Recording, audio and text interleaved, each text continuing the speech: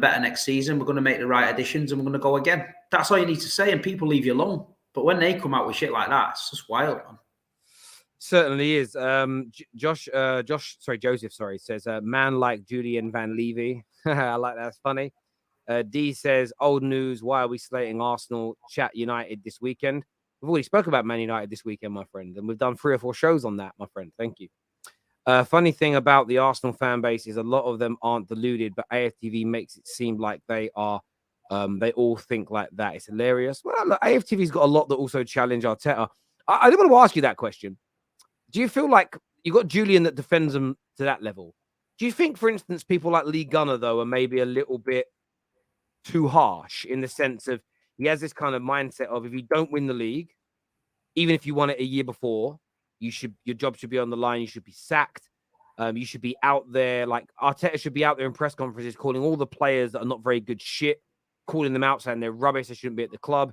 He believes that there shouldn't be any tact, essentially. He believes the manager should be in press conferences, slagging off the ownership, demanding more money.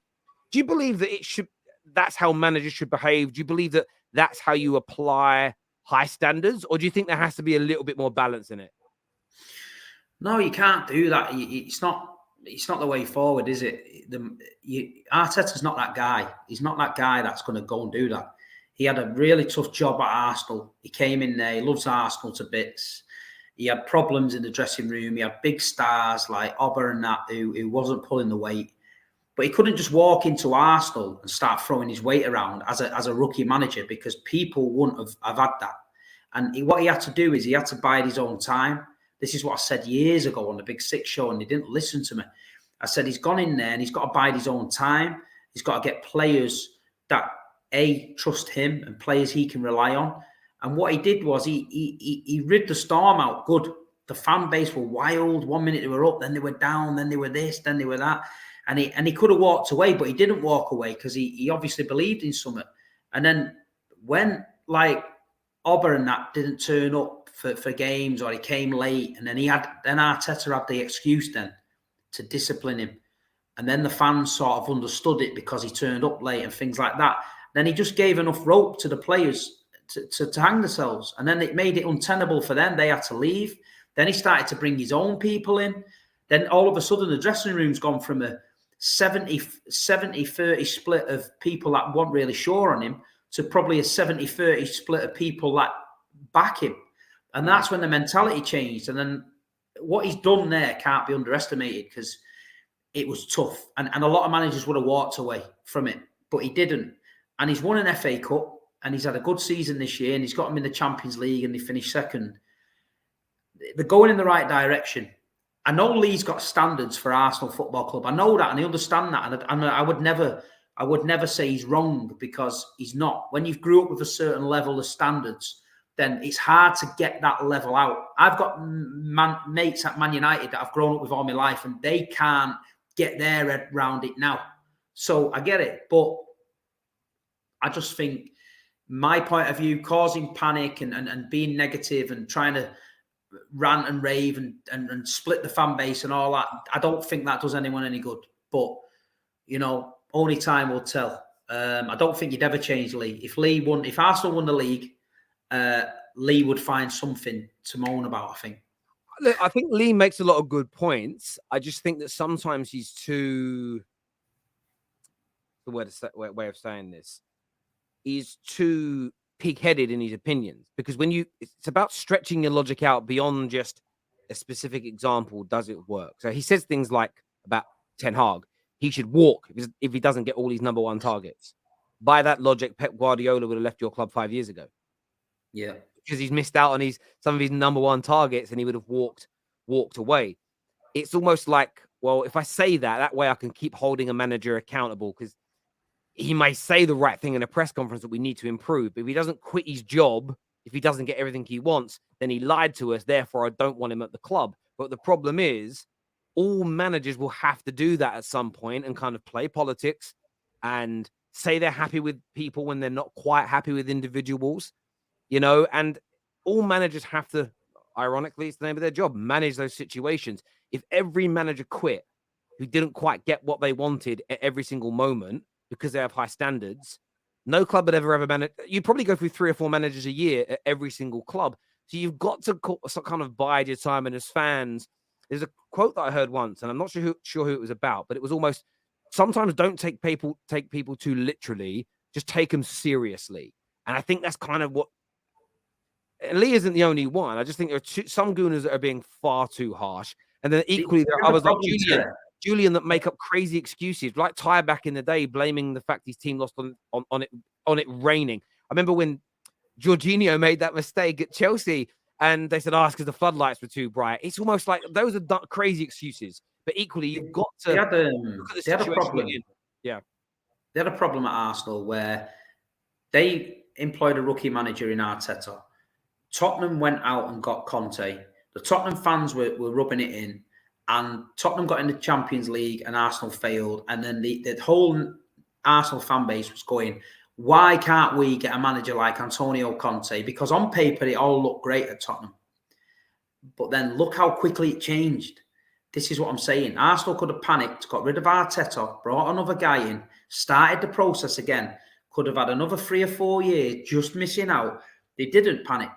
And you've got to give the club credit for that. You've got to give them credit for it. And, I always say, if you can see your club going in the right direction, even if it's small steps, try and step with it. Because sometimes you can take a manager out of the equation, bring a big gun in, and it don't work out. You know what I mean? And look at Tottenham now, consider it compared to Arsenal. Nobody will go there. They're getting a manager from Celtic, right? Unknown. It's all right winning the league in Scotland and all that. It's all right. But coming to the Premier League is a different kettle of fish. Your main striker wants to leave. So, it's gone full circle. It looks like Arsenal's the team where they're on the up, and Tottenham are like, bombs gone off. And the crazy thing is, as you say, that's within the space of 12 months. So you do need to be careful. And there's an interesting comment here that I want to read out because I think it holds water, but it says, yeah, but Lee would say City are still winning things even without getting all their targets. Exactly. So Pep didn't get Alexis Sanchez. He didn't get Fred. He didn't get Maguire. He didn't get Jorginho. That was all near the start of this amazing run of 5 titles in 6 years, trebles, domestic trophies. If he would have quit 5 years ago when he didn't get some of his main targets, City wouldn't be achieving what they're achieving now. I'm not stating that Arteta is going to do what Pep has done, but it's the logic you have to challenge as opposed to the like-for-like comparisons. You sometimes have to stick with your guns, especially if your team is improving. And I'm not saying, by the way, Lee is wrong about everything he says about Arteta and what they have standards on. The problem is you can't apply the logic of Arsenal's situation on Man United and on City and on Brighton and on Bournemouth universally because the club scenarios, budget, situations are in different places. What Arteta inherited wasn't a peak Arsenal team or even a very good Arsenal team. It was a club that was declining and falling apart. And yes, year one, he did worse than Unai Emery. But sometimes you have to knock something down before you rebuild it again. And unlike a tennis player or a boxer or an MMA fighter that can literally take a year or two out from actually fighting and rebuild themselves, you have to play every year. Idealistically, if Arsenal were a boxer, the first season, 18 months under the new coach and the rebuild and the change, they wouldn't have had a fight. They'd have done it all behind closed doors and then edged themselves back in. I mean, you know as well as I do, you're friends with Tyson Fury. There was no way he could have gone, right, I'm going to lose all this weight and fight, and got in the ring with Deontay Wilder 2 months later. I mean, he did it within a year, but he had to have practice fights. He had to train. He had to build himself back up again to be ready. And I think that all these nuances are missing within football fans. It's just, well, you should be able to go from being rubbish to brilliant inside 12 months. And there's no example in a top league in Europe of a team being where Man United were last year and also being average in the league for a decade, and where Arsenal were, where they've barely been in a title race for 20, going from that to being where City are now inside 12 months, 18 months, 2 years. It takes time to get to that level. And I just think that's why when that question was asked earlier around can they close the gap? Yes. And now they have to start demanding trophies, and Arsenal fans will do that. But you have to contextualize every season. I think these sweeping statements of, well, if we don't win the league, you should sack the manager. What if you miss out on winning it by 1 point and you get 97, 98 points? What's the likelihood of another manager coming in and making you even better? It's very slim. So you can't. I think these sweeping statements are just are crazy to me. But that's just my take. This is Lee Gunner is a hustler. Don't take him seriously. He's an entertainer. Listen, I think Lee means a lot of what he says. If I'm being honest with you, I talk to him off camera, and he repeats the same stuff. Unless he's a character within a character, and he never comes out of it. He's very honest. I think he honestly believes what he says, and I mean, Yeah. and that's his opinion, and he's allowed it. And so the thing is, on these platforms, if you go in a pub and there's 10 football fans in there, and you sit down and have 2-minute conversation with everyone, everyone's different. Everyone's got a different opinion. Some you're gonna like, some you're gonna not. That's exactly what we're doing on these.